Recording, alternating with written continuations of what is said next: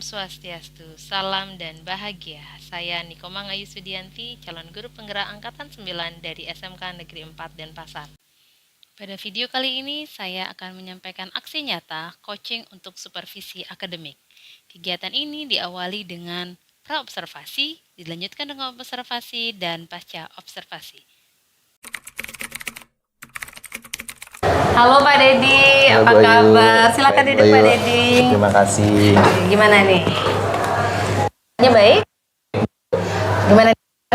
Hubungi saya ingin mendiskusikan sesuatu. Gimana Pak? Ya, mohon maaf sebelumnya Bu Ayu. Saya mau curhat tentang pengalaman saya ngajar di kelas 12. Nah, ada beberapa hal kendala yang saya alami ketika saya mengajar di kelas 12. Salah satunya melihat siswa mengantuk, ngobrol dengan temannya di saat saya menjelaskan. Nah, seperti itu Bu Ayu. Dari mana Pak Dedi menyimpulkan bahwa anak-anak tuh kok kurang antusias seperti itu?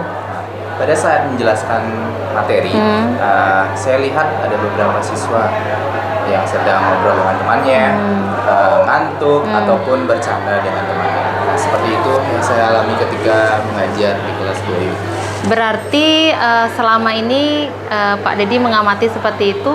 Kira-kira Pak Dedi sudah mencari solusi belum untuk mengatasi itu? Oke. Selama saya menerapkan pembelajaran atau saat saya mengajar di kelas, beberapa kali saya berikan pertanyaan ke siswa yang entah itu yang bercanda dengan temannya ataupun yang mengantuk, dengan harapan mereka antusias untuk belajarnya seperti itu. Apakah efektif nggak Pak Dedi cara seperti itu? Yang saya alami sih atau yang saya lihat tuh masih belum efektif ya. Masih ada aja beberapa siswa yang masih kurang memperhatikan saat saya menjelaskan. Jadi kesimpulannya Pak Dedi ingin berdiskusi sama saya agar bagaimana pembelajaran agar anak-anak lebih antusias, kemudian bersemangat di kelas mengikuti pembelajaran. Begitu ya Pak Dedi ya? Benar sekali Bu Ayu. Jadi kira-kira Pak Dedi udah punya rencana belum atau strategi gitu buat mengatasi ini permasalahan ini? Oke. Untuk rencana, saya punya rencana untuk menerapkan metode pembelajaran diferensiasi, yang dimana metode ini memberikan kebebasan untuk siswa dalam memilih materi, cara belajarnya maupun produk yang dihasilkan. Betul, luar biasa Pak Dedi. Jadi menurut saya juga pembelajaran berdiferensiasi itu mampu memfasilitasi siswa dengan perbedaan mereka yang ada. Jadi bisa menjadi ide bagus nih pembelajaran berdiferensiasi. Nah, kira-kira kalau penerapannya di kelas gimana Pak Dedi? Rencananya nih. Oke, untuk rencananya saya akan mengajar di kelas 12. Saya beri mereka satu clue materi, di mana mereka bebas mencari materi baik itu berupa teks atau video, yang nantinya rencananya saya akan suruh mereka untuk atau menginstruksikan mereka untuk buat mind mapping, entah itu siswanya mau buat mind mapping dalam bentuk yang menarik, isi gambar, tulisan, ataupun bentuk teks. Nah, adapun juga siswa nanti dikasih pilihan apakah mereka mau menerapkannya secara langsung atau mempraktekannya seperti itu. Berarti mereka bebas sesuai dengan kreasi mereka ya Pak Dedi ya. Sekali, Bu Ayu. Wah, keren nih. Saya setuju sekali dengan rencana Pak Dedi itu. Apalagi anak-anak diberikan keleluasaan untuk mengkreasikan. Jadi mereka pasti akan nyaman untuk belajarnya. Nah, bagaimana Pak Dedi menilai atau indikator yang Pak Dedi yang Bapak Dedi anggap bahwa pembelajaran berdiferensiasi ini akan berhasil? Dikatakan berhasil seperti yang menjadi acuan saya ketika metode ini berhasil mungkin melihat dari perkembangan siswa itu, siswa menjadi lebih antusias untuk belajar, lebih tertarik dan lebih bersemangat lagi untuk belajar. luar biasa. Jadi kapan nih kira-kira Pak Dedi mau mengaplikasikan pembelajaran diferensiasi ini? Nah, rencananya kan Jumat ini saya ada ngajar di kelas 12 PH2. Kalau Bu Ayu tidak mungkin boleh mengobservasi atau melihat cara-cara menerapkan metode diferensiasi ini, Bu Ayu. Hari Jumat ini Pak Dedi ya? Hari Jumat ini kebetulan sekali nih, saya tidak ada jam ngajar Pak Dedi. Jadinya bisa nih saya menemani Pak Dedi untuk melihat ke kelas bagaimana Pak Dedi menerapkan pembelajaran berdiferensiasi. Ya, nanti saya hubungi lagi gimana perkembangannya di hari Jumat.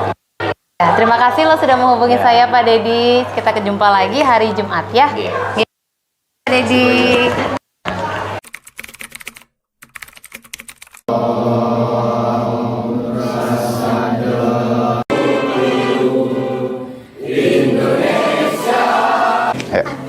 Pada asana Panganjali. Mau absen dulu ya, ada yang nggak hadir? Ada. Oke. Nura Bagus Adi Yogi. Hadir. Arya Aldi Chandra. Hadir. Hari ini kita akan belajar tentang apa? Benar sekali ya, kita akan belajar tentang sequence of service. Ya, sebelum lanjut ke pembelajarannya, ya, ada pun kesepakatan belajar.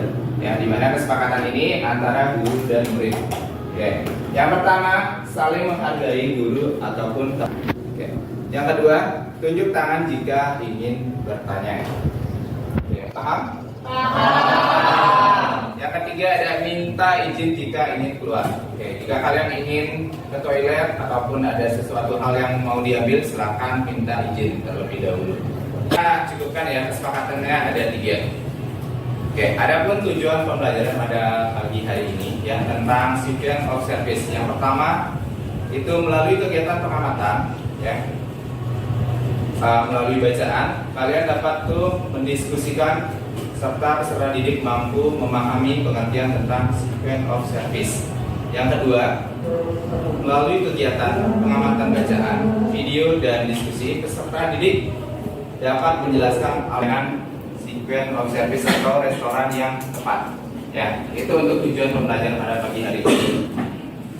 Oke, adapun pemahaman bermakna, di mana kalian sebagai siswa yang khususnya di kurikulum kreatif dan bernalar kritis. Oke, garis besar pada pembelajaran hari ini, yang pertama itu, ya, kalian membuat kelompok belajar yang terdiri dari 6 orang yang sesuai dengan gaya belajarnya. Ya. Setiap kelompok, nah di setiap kelompok yang kalian buat itu wajib ada 1 orang yang menjadi manajer. Oke. Terus guru memberikan masalah berupa pertanyaan untuk diidentifikasi. Yang selanjutnya berdiskusi tentang masalah yang diberikan secara berkelompok. Oke. Selanjutnya menyampaikan hasil diskusi dengan cara dipilih atau disepakati. Yang selanjutnya diskusi, tanya jawab, dan penguatan. Selanjutnya ada quiz melalui kartu, dan yang terakhir ada refleksi dan kesimpulan. Sebelum lanjut ke materi, ya, saya mau bertanya ke kalian. Ya, adapun pertanyaan pematik pada pagi hari ini, pramusaji memberikan pelayanan di restoran. Kira-kira bagaimana caranya? Bagaimana cara memberikan pelayanan di restoran? Dengan ramah dan dengan baik. Oke, benar sekali ya jawabannya. Mana yang mungkin membuat kamu komplain? Oke. Kira-kira pelayanan yang gimana atau hal apa yang dilakukan sehingga kamu itu bisa komplain? Kira-kira seperti apa? Perilaku seorang pramusaji yang membuat kamu komplain atau tidak suka dengan pelayanan kita? Ya, ada ya. Kita saja waktu komplain melalui kita tidak ramah kepada tamu. Oke, tidak ramah senyum, tidak ramah. Apalagi kira-kira? Oke, Yogi. Tidak sopan. Tidak sopan. Oke, Anindya. Makanan tidak sesuai pesanan. Makanan tidak sesuai pesanan. Oke, coba dari teman-teman kalian silakan kasih tepuk tangan dulu.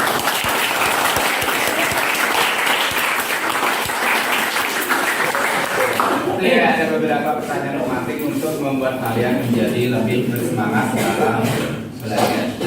Oke, kita masuk pada kegiatan inti ya. Jadi kalian ini harus berdiskusi dengan kelompok. Sudah bikin kelompok? Sudah. Manajernya siapa? Sudah ditunjuk sama? Sudah. Terus. Jadi sebelum lanjut, ya, saya mau bagikan satu kertas, satu kelompok, satu kertas. Tadi saya sudah kasih kertas pada kalian ya, setiap kelompok sudah dapat kertasnya, sudah? Sudah. Ya. Jika kalian ingin membuat kreasi yang mau lebih berkreasi, silakan ambil di depannya. Ya. Terkait tugasnya, ya kalian bisa berkreasi dalam hal membuat tugas. Ya, kalian bisa buat seperti mind mapping, ya, alur kegiatannya, ataupun mau praktek langsung. Silakan diskusikan dulu dengan kelompoknya. Nanti pastikan jawabannya sudah sesuai dengan kesepakatan kelompok. Ya, oke. Untuk spidolnya nanti silakan ambil aja di depannya. Baik, Pak. Oke. Pertanyaannya didiskusikan.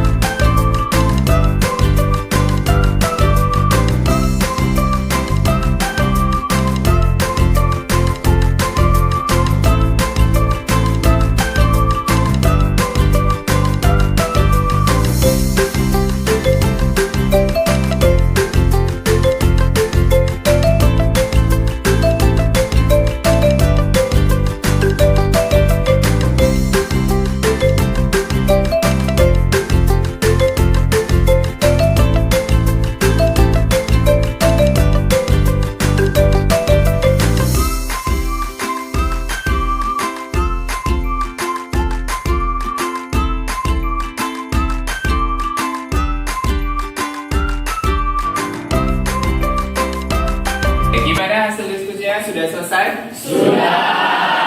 Sudah siap dipresentasikan? Sudah. Biar nggak terlalu lama menunggu ya, saya mulai dari kelompok 1. Silakan kelompok 1 presentasikan hasil diskusinya. Saya untuk waktunya, kami dari kelompok 1 akan mempresentasikan tentang sequence of service. Nah, urutan sequence of service itu terbagi menjadi 32 bagian. Yang pertama ada welcoming guest, yang kedua ada asking the reservation, yang ketiga ada departing guest, yang keempat seating the guest. Oke, bagus sekali ya presentasi dari kelompok 1. Silakan beri tepuk tangan dulu untuk kelompok. Oke, silakan Angga kasih tanggapan positifnya terhadap presentasi yang dibawakan oleh kelompok 1. Untuk presentasi kelompok 1 sudah bagus, suaranya cukup jelas dan materi yang dijelaskan mudah dipahami.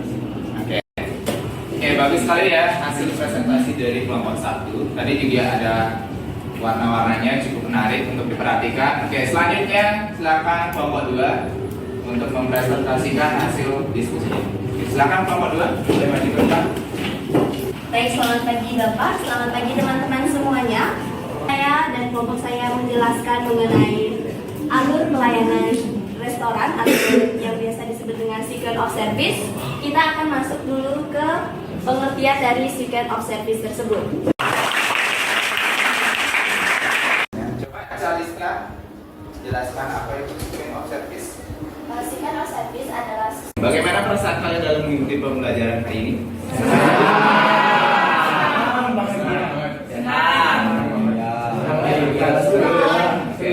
Terima kasih ya karena kalian sudah mengikuti pembelajaran dengan baik dan antusias ya. Karena materi hari ini sudah selesai ya. Kita akhiri dengan berdoa ya, karena tadi diawali dengan doa, kita akhiri dengan doa. Tapi sebelum itu ya, saya sampaikan kepada kalian ya, untuk minggu depan kita akan langsung praktek tentang sequence of service. Oke, untuk itu silakan ketua kelas pimpin doa. Baik, sebelum kita mengakhiri pelajaran hari ini, alangkah baiknya kita berdoa menurut kepercayaan agama masing-masing. Berdoa mulai. Berdoa selesai. Pada asana. Parama Santi.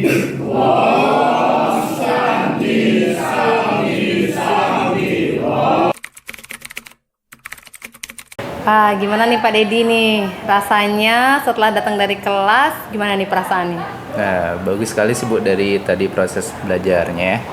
Saya lihat beberapa siswa itu sudah tidak ada yang mengantuk, Bu. Luar biasa ya. Apalagi hal lain yang Pak Dedi dapat lihat di kelas tadi? Dari pembelajaran tadi sih beberapa siswa sudah mampu menjawab pertanyaan yang saya berikan di saat saya memberikan evaluasi. Nah, mungkin itu hal positif yang didapatkan jika menerapkan proses belajar diferensiasi gitu, Bu. Bagus sekali ya Pak Dedi ya. Jadi saya juga melihat tadi di kelas seperti itu ya. Hal baru apa nih yang Pak Dedi dapatkan ketika mengaplikasikan atau menerapkan pembelajaran berdiferensiasi di kelas? Mungkin yang saya dapatkan ketika menerapkan proses pembelajaran itu, awalnya muridnya yang biasanya tidak terlalu berminat untuk belajar, sering ngantuk ataupun lain-lain. Tadi di saat menerapkan proses pembelajaran itu, antusias murid itu sangat bagus. Nah, sangat memerhatikan, sangat mengikuti pembelajaran yang saya terapkan tadi, Bu. Baik, luar biasa Pak Dedi ya. Boleh saya menyampaikan pengamatan saya Pak Dedi? Oh iya, silakan, Bu.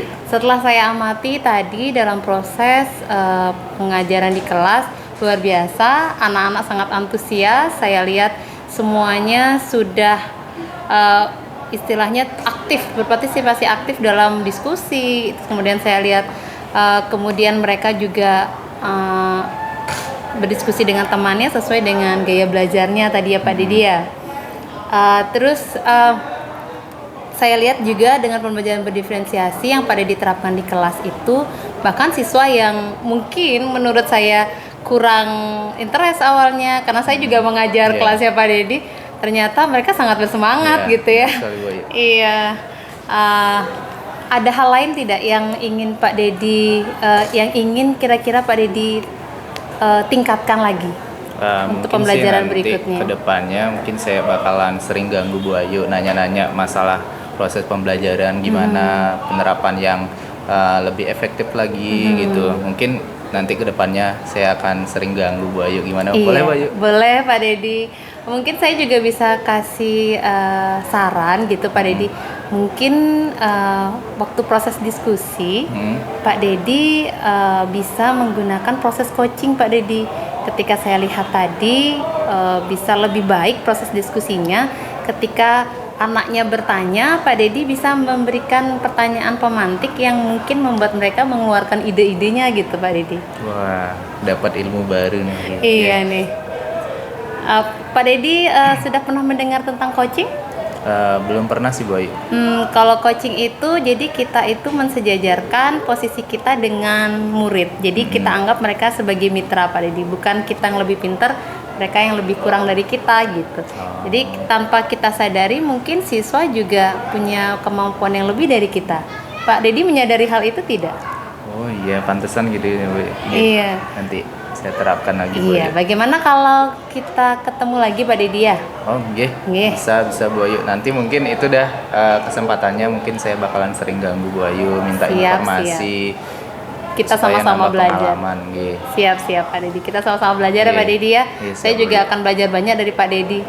Terutama tentang teknologi yang tadi saya lihat di pembelajaran Pak Dedi lakukan tadi. Siap Bu Ayu. Terima kasih Bu Ayu. Terima kasih Pak Dedi.